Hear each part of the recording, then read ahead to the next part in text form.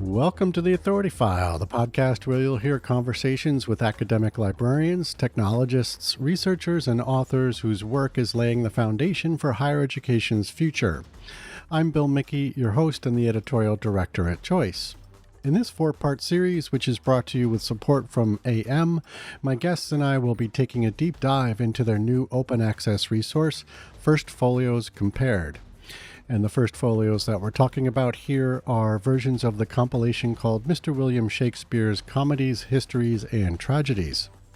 First published in 1623, it features 36 of Shakespeare's plays, and AM has partnered with a number of institutions to either digitize for the first time or import existing digital versions onto its Cortex content management platform.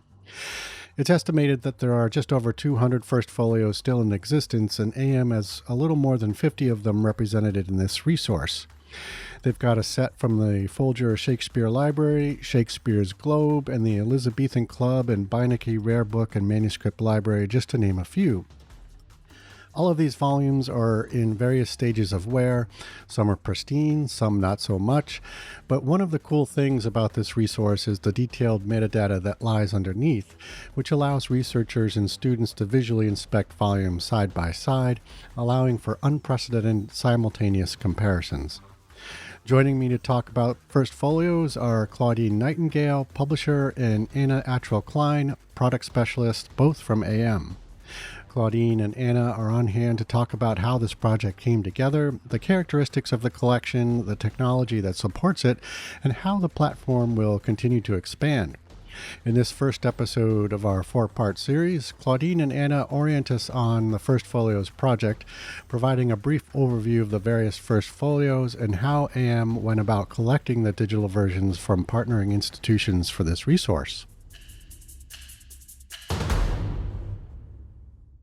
Okay, Claudine and Ana, welcome to the program. Welcome. Thank you.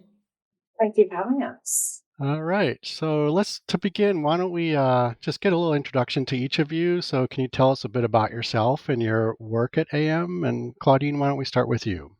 Of course, no problem. Yeah, so my name's Claudine Nightingale. I work as a publisher at AM. I've been at AM since 2014. During that time, I've worked on a number of different projects, but primarily what I've been doing over the last nearly 10 years is developing our theatre list here. That wasn't really in existence at the start, and now we have a number of really great titles, including our 18th century drama project, which is with the Huntington, a project with the Folger Shakespeare Library on their print books. We've done projects with Shakespeare's Globe and RSC as well, more recently.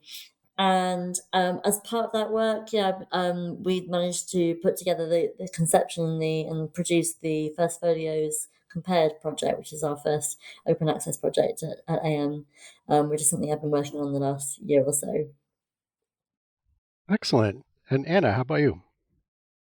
Hi, I'm Ana. So if Claudine is on the development and editorial side of the business, I am on the techier side.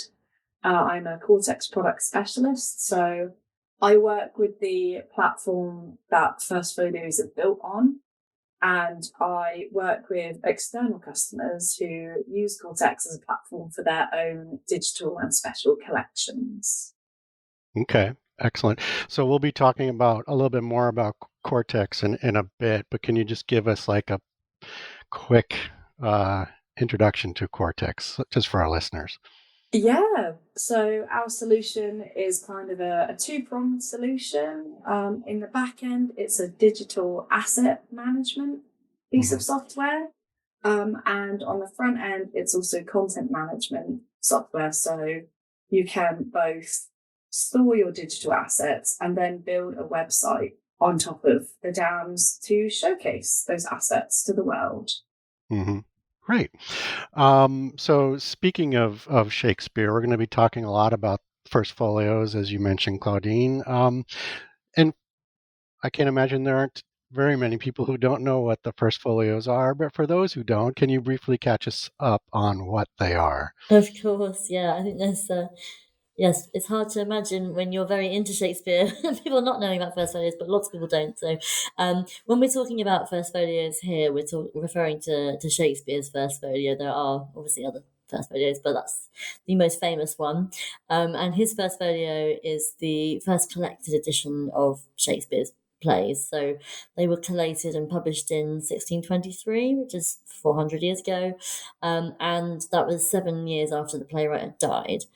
So a number of the 36 plays that were included in that volume had been published before in quarto format. The terms quarto and folio are sort of referring to the paper size, but many hadn't been published before. So without the publication of the first folio, around 18 of Shakespeare's most highly regarded plays, like including plays like Macbeth and Tempest and Twelfth Night, just would have been lost to us and probably wouldn't have survived.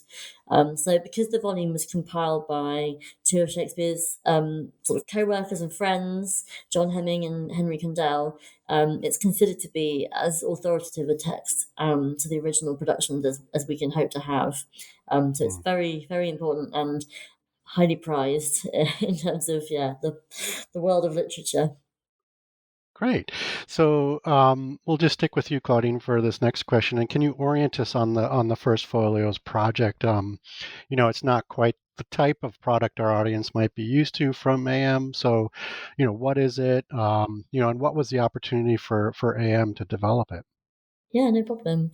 So our First Folios project is called First Folios Compared. It's our first fully open access site that we've produced. It was launched in spring this year to celebrate the 400th anniversary of the publication. You can find it at firstfolios.com. And it brings together around 50 First Folios from around the world onto one digital platform for the first time ever. Now, we haven't, as you pointed out, we haven't previously published much open access content before, but we're really enthusiastic about finding more opportunities to do that. At AIM, we're really passionate about supporting academic and research communities and providing the tools to help further that research. So given the breadth of partners we had that already held First Folios, and we knew that, we were already working with them on other projects, tied in with us having our own in-house platform capabilities, it sort of made sense for us to create this digital research opportunity in time for the publication's anniversary, and really bring it together and create an opportunity for more research in this area. Mm-hmm. Excellent. So can you talk about who the intended audience is for this? Absolutely, yeah. I mean, it's primarily for those who are interested in researching and teaching Shakespeare. So potentially people that are interested in our other theatre products. However, by making this site open access, we were and given the sort of wide-ranging appeal of Shakespeare, we're really hoping that it will also be of interest to those outside the more traditional academic community that we would reach usually. To also sort of expand to those who sort of share a passion and interest for Shakespeare's plays more broadly, perhaps who don't sit in a sort of traditional academic situation. I mean, in terms of exploring and teaching, we're also hoping it will be useful for sort of secondary school K-12 level as well. Yep. Yep. And then I guess anecdotally, have you been finding that to be the case as it's been used so far? Is it too early to tell? It's a little too early to tell at the moment. Yeah, Yeah. we're keeping our ears to the ground in terms of who's using it and the feedback we're getting there. But that's certainly what we're hoping for. And as the year continues, I think as we can continue to sort of spread the word for it, we're hoping that it will have a broader reach. But yeah, to be found out, I think, at this stage. Yeah, great. So, you mentioned, your partners who were involved with the project. Many of them were already existing partners with AM. What was their involvement with this? Did they have a specific role? Claudine, how did you approach the archivists, to participate in the project? Yeah, so what we did is obviously we're really grateful to everyone who's contributed to this project because we couldn't have done it without them. It's very much about the people who are contributing, all those institutions who hold those amazing First Folios.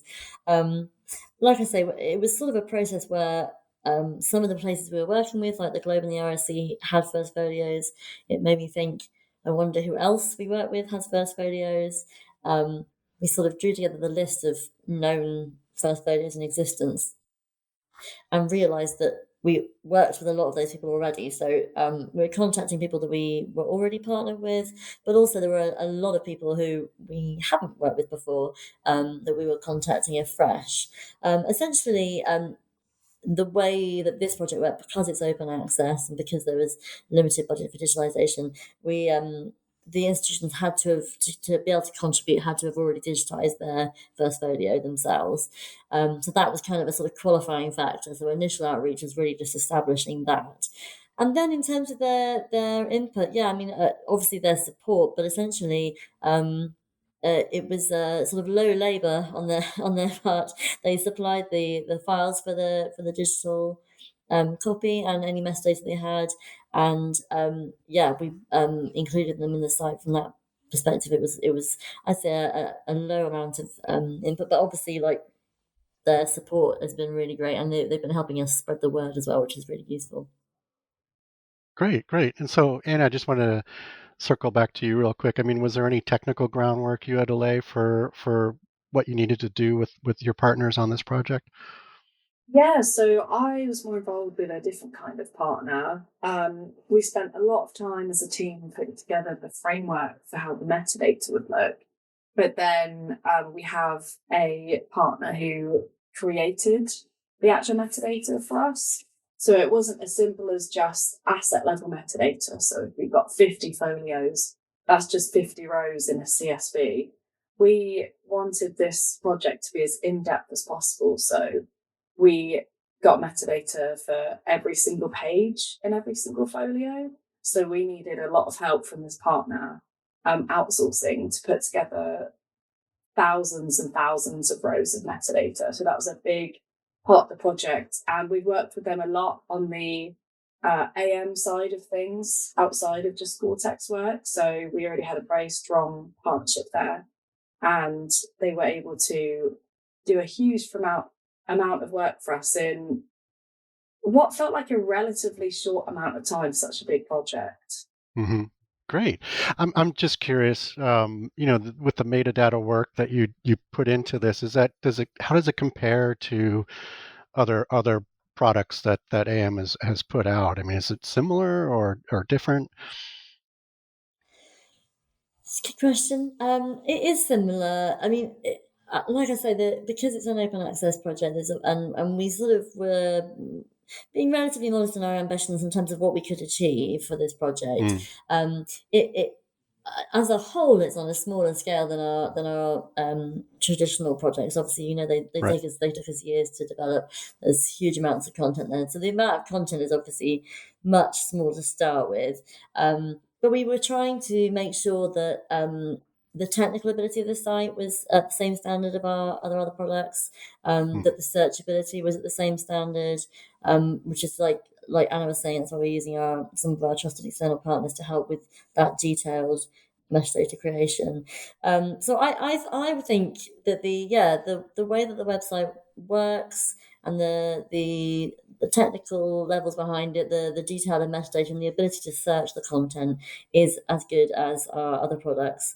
I guess we were saving ourselves time and energy in terms of like the amount of content that's in it, and because of the wonderful the wonderful serendipity that actually they're all the same publication, that did help us a little bit.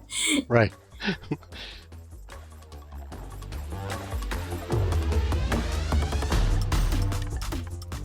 You just heard from Claudine Nightingale, publisher, and Anna Attrell-Klein, product specialist, both from AM.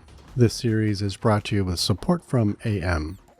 Join us next week when we take a closer look at the First Folios Compared resource, including the digitization process, the platform's discovery and navigation tools, and how researchers can use the comparison tools to view the many unique characteristics of these volumes. As always, underwriting opportunities for the Authority File podcast are directed by Choice's advertising manager, Pam Marino, and all of our episodes are produced and edited by Choice's digital media producer, Sabrina Kofer, with support from digital media assistant, Ashley Roy. That's all for this week. Thanks for joining us.